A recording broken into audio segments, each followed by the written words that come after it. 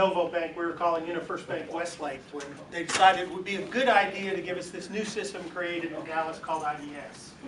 And we'd learned before that you don't necessarily look forward to receiving new systems that have been developed from the mothership and passed down. But to Bob's credit, it worked without a hitch. I didn't actually meet Bob until I transferred to Dallas and was actually working on the account analysis team. I was more of a user of Bob's services, not so much a partner or peer. But we were in a meeting. Bob wasn't there. I was with a group of folks that were all involved in account analysis, and I asked about something that we needed to get done, and I think a guy named Steve Chase said, well, that sounds like something Bob Dodson would have to do. I'm cool, okay, why don't you call Bob Dodson? I mean, he just turned white with fear.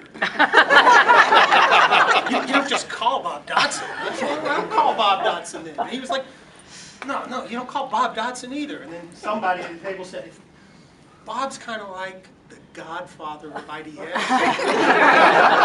don't call him on the phone, you go, you request an audience. I said, okay, well, where's his office? I'll go to his office. And they're like, no, you don't want to go to his office. Well, how am I supposed to meet the guy? And they said, have you ever heard of a place called the Bullington Point?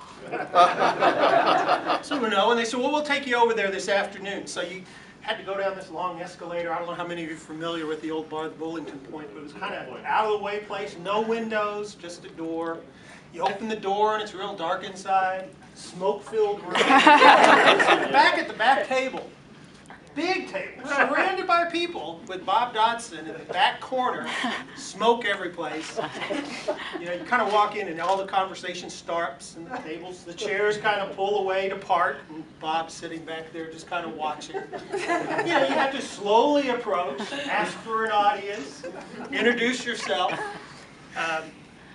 The good news, though, is this makes it sound like Bob was difficult to deal with, and that's absolutely not the case, because my experience was always, all the man wanted was to understand, did you have a good reason for using his resources?